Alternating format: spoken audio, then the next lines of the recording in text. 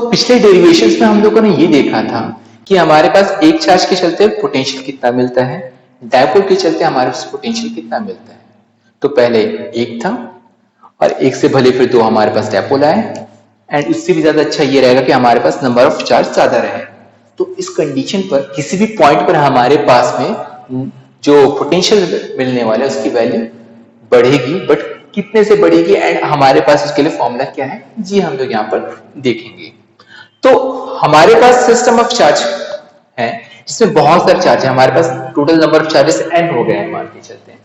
And उसके चलते point P पर हमको क्या करना है, फाइंड आउट करना है कि हमारे पास में टोटल पोटेंशियल या फिर नेट पोटेंशियल कितना निकलने वाला है। जैसे कि हमको पता है कि हमारे पास पोटेंशियल क्या होता है, स्केलर क्वांटिटी रहती है, मतलब कुछ नहीं करना है, डायरेक्टली आपस में ऐड करना शुरू कर दो और हमारे पास नेट वैल्यू मिल जाएगी। इलेक्ट्रिक फील्ड या फिर हमारे पास इलेक्ट्रोस्टैटिक फोर्स का जैसा नहीं कि नहीं उसको तो अंडर रूट करके स्क्वायरिंग वगैरह कर वेक्टर एडिशन करते रहो, वो सब करने की बिल्कुल जरूरत नहीं होती है।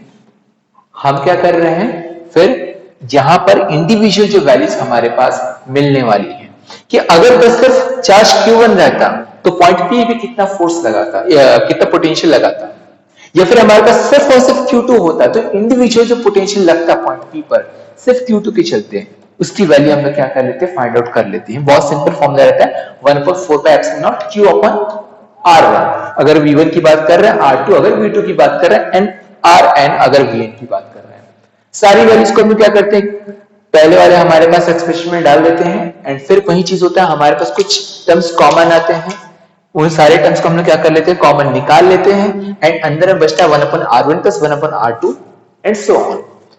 अब क्योंकि हमको पता है कि बार बार हमको प्लस करके लिखने का कोई फायदा तो है नहीं, अल्टीमेटली क्या होने वाले सारे के सारे अपने पास डायरेक्टली ऐड होने वाले हैं, तो हम लोग यहाँ पे क्या कर देते हैं, एक सिंपल तरीके से लिख लेते हैं, सिग्मा लगा लेते हैं, लिमिट हम लोग यहाँ पे बता देते हैं कि आई की वैल्यू 1 है एंड लास्ट में कहां तक जा रही है, एन तक जा रही है, एंड सिंपल एक्सप्रेशन में हमारे पास 1/R करके हमारे पास v की वैल्यू मिल जाती है। अब हमारे पास हम लोग ये देखते हैं कि पोटेंशियल जो रहता है उसका ऐसा यूनिट क्या रहता है अपने पास, ये तो वोल्ट होता है, एस सबको पता है कि अपने पास पोटेंशियल या फिर वोल्ट उसका यूनिट क्या रहता है अपने पास में, वोल्ट रहता है, या फिर हम यहाँ पे लिख सकते हैं इसका यूनिट होता है न्यूटन मीटर पर कूलम। तो ये तो बात हो गई हमारे पास में अलग अलग पोटेंशियल का, हमने सिंगल की चलते देखा, डबल की चलते देखा, सिस्टम में देखा, एंड डबल में भी अलग अलग कंडीशंस देखे हैं। एक नया कॉन्सेप्ट हम लोग यहाँ पर देखते हैं और ये कहलाता है हमारे पास में इक्विपोटेंशियल सरफेस। नाम से सजेस्ट होता है कि ये एक सरफेस है जहां का पोटेंशियल हमेशा क्या रहता है, इक्वल होता है। इसका मतलब ये है कि मान के चलो कि अगर ये ब्लू वाले लाइन हमारे पास में इक्विपोटेंशियल सरफेस है, तो पॉइंट ए जो कि इसी सरफेस पर है, पॉइंट बी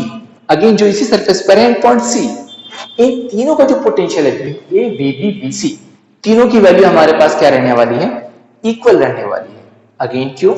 ये क्या है अपने पास में इक्विपोटेंशियल सरफेस, ऐसा सरफेस जहां पे हमेशा पोटेंशियल क्या रहने वाला है, सेम रहने वाला है। तो हम लोग क्या करते हैं, कुछ कंक्लूजन निकाल लेते हैं। क्या कंक्लूजन हमारे पास निकलता है देखते हैं। पहला कंक्लूजन में यहाँ पे इस चीज का निकालते हैं कि अगर मान के चलो पॉइंट ए से पॉइंट बी तक अगर हमको चार्ज को मूव कराना है, अगेन एक ही सरफेस पर है बट हम लोग यहाँ पे चार्ज को मूव करा रहे हैं, तो हमको यहाँ पे वर्क कितना करना पड़ेगा। तो हम लोग क्या करते हैं, dw equals to va dv into q0 लेके चलते हैं फॉर्मूला। बेसिकली फॉर्मूला क्या रहता है अपने पास में, v equals to dw by q0, but हमारे पास में यहाँ पर पोटेंशियल में डिफरेंस हमारा स्मॉल है तो हमारा वर्क भी क्या रहेगा, स्मॉल रहेगा, ये अज्यूम करके चलते हैं। बट हमारे पास में अगर बात करते हैं पोटेंशियल सरफेस की, and again dv equals to जा रहा है vb by vb minus v, तो हमारे पास में इसकी वैल्यू क्या हो जा रही है, इक्विपोटेंशियल सरफेस के लिए 0 हो जा रही है। क्यों, जैसे कि हमने यहाँ पे लिखा था कि VA equal to VB equal to VC, that means VB और VA को आपस में प्लस करेंगे तो हमारे पास में आंसर क्या आने वाला है, 0 आने वाला है। वैल्यू को क्या करते हैं हम यहाँ पे पुट कर लेते हैं, वैल्यू को पुट करते तो हमारा पूरा DW का एक्सप्रेशन क्या होता है, 0 हो जाता है। कंक्लूजन क्या निकला इससे, कंक्लूजन इससे ये निकलता है कि इक्विपोटेंशियल सरफेस में कहीं पर भी घूम लो, कहीं पर भी अपने आप को घुमा लो, कोई रिस्ट्रिक्शन नहीं, कोई वर्क नहीं लगने वाला। जैसे कि मान के चलो कि अगर कोई इंडियन है उसको अमेरिका जाना है, तो क्या करना पड़ेगा, उसको वीजा बनाना पड़ेगा, उसके लिए उसको वर्क करना पड़ेगा, मेहनत करना पड़ेगा, या फिर उसको मान के चलो कि ऑस्ट्रेलिया जाना है, अगेन वीजा बनाना पड़ेगा। इंग्लैंड जाना है, पाकिस्तान जाना है, चाइना जाना है, जहां भी जाना है उसको वीजा बनाना पड़ेगा। बट किसी बंदे को जो कि इंडिया में रह रहा है उसको उड़ीसा जाने के लिए कोई वीजा की जरूरत है क्या? नहीं है। या फिर केरला जाने के लिए, या फिर दिल्ली जाने के लिए, जम्मू कश्मीर जाने के लिए वीजा की कोई जरूरत नहीं है, बिकॉज ये क्या है, एक ही कंट्री के अंदर में आ रहे हैं। तो एक ही कंट्री में तुमको कहीं भी जाने के लिए वीजा की जरूरत नहीं पड़ेगी, कोई एक्स्ट्रा मेहनत करने की जरूरत नहीं है। बट जब दूसरे कंट्री में जा रहे हैं तो हमको क्या करना पड़ता है, एक्स्ट्रा मेहनत करना पड़ता है। वैसे ही हमारे पास यहाँ पर होता है, अगर मैं इस सरफेस पर, सरफेस एबीसी पर मैं रहना चाहता हूं और यहाँ पे कहीं पर भी मूव करना चाहता हूँ, कोई वर्क नहीं लगने वाला है, विदाउट वर्क यहाँ पे आराम से मूव कर सकते हैं। बट अगर मैं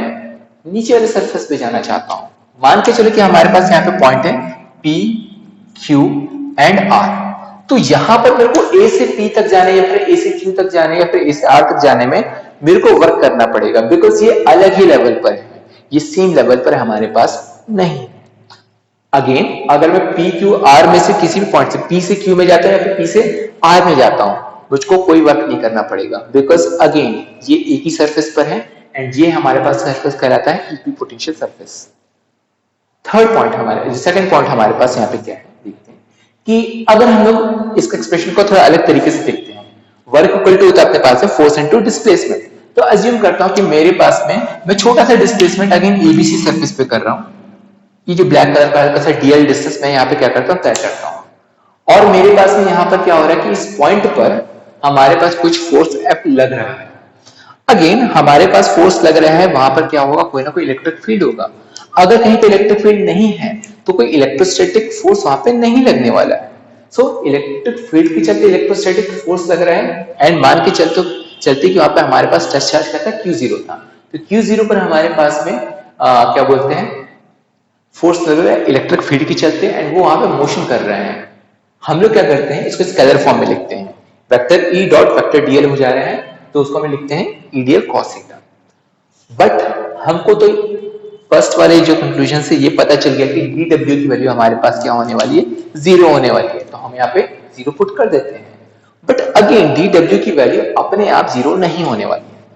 हमारे पास जो एक्सप्रेशन था Q0 E DL cos theta, इसमें से कोई एक वैल्यू होगी जो कि 0 हो गई होगी एंड हमारे पास एक वैल्यू जो थी पूरे वैल्यू को क्या कर दिया, उसने 0 कर दिया। सिर्फ एक वैल्यू हमको चाहिए जो कि पता, एक वैल्यू 0 होना चाहिए, तब जाके हमारे पास ये क्या हो जाएगा, पूरा कंप्लीट 0 हो जाएगा। तो बात यहाँ पर ये हो जा रहा है कि कौन सा ऐसा चीज है जो यहाँ पर 0 हो सकता है। Q0 की वैल्यू 0 नहीं हो सकती है, टेस्ट चार्ज है, अगर वहां पे चार्ज नहीं रहूंगा तो हमारे पास में कोई फोर्स लगेगा भी नहीं। So out of the question हो जा रहा है Q0। E की वैल्यू भी 0 नहीं हो सकती है, क्योंकि अगर हमारे पास यहाँ पे प्लस Q है तो कुछ ना कुछ तो इसकी वैल्यू, E की वैल्यू यहाँ पर रहेगी। दूसरी बात है, हाँ हो सकता है कि अगर E बहुत दूर पर है अपने पास में, इनफाइनाइट डिस्टेंस पर है, तो E की वैल्यू 0 हो सकती है। बट अगर मैं यहाँ पे बात कर रहा हूँ कि हमारे पास फोर्स वगैरह हमको फाइंड आउट करना है, फोर्स लग रहा है बोल रहा है, तो ऑब्वियसली इनफाइनाइट डिस्टेंस पर नहीं होगा। थर्ड जो अपने पास है डीएल, अब यहाँ पे मैं डिस्टेंस डीएल को अगर छोटा सा रखूं, हमारे पास में क्या रहने वाला है, इसकी वैल्यू 0 हो सकती है। बट अगेन अगर मैं यहाँ पे मूव करूं ही ना तो यहाँ पर मेरे डी डब्ल्यू निकालने का सेंस ही नहीं बनता है। तो हमारे पास ये जो तीनों चीजें Q0 E एंड DL, ये 0 तो नहीं होने वाले हैं, ये तो क्लियर हो गया। लास्ट में हमारे पास एक्सप्रेशन बचता है, वो है अपने पास cos थीटा। ये हो सकता है कैसे, cos थीटा इक्वल टू हो जा रहा है अपने पास में 0, कब हो रहा है, जब थीटा की वैल्यू हो जा रही है अपने पास में 90 डिग्री। अब ये जो एंगल है हमारे पास में, ये इलेक्ट्रिक फील्ड एंड डीएल हमारे पास जो सरफेस बन रहा है, उस पर सरफेस पर हमारा जो टेंजेंट बन रहा है उसके बीच में लगने वाला एंगल हो जाता है एंड ये हो सकता है कि हमारे पास में 90 डिग्री। तो फाइनली हमारे पास कंक्लूजन ये निकलता है कि हमारे पास इक्विपोटेंशियल सरफेस पर हमेशा इलेक्ट्रिक फील्ड क्या करता है, परपेंडिकुलर बना रहता है, हमेशा उस पर 90 डिग्री एंगल बना के ही निकलता है। तो इक्विपोटेंशियल सरफेस के लिए हमारे पास दो कंक्लूजन, फर्स्ट ऑफ ऑल यहाँ पे घूमने के लिए आपको कोई वर्क करने की जरूरत नहीं है अगर एक ही इक्विपोटेंशियल सरफेस पर है। दूसरा हमारे पास कंक्लूजन ये निकलता है कि हमारे पास इलेक्ट्रिक फील्ड का डायरेक्शन या फिर इलेक्ट्रिक फील्ड जो एंगल बनाता है अपने इक्विपोटेंशियल सरफेस के ऊपर में, वो हमेशा क्या रहता है, 90 डिग्री रहने वाला है।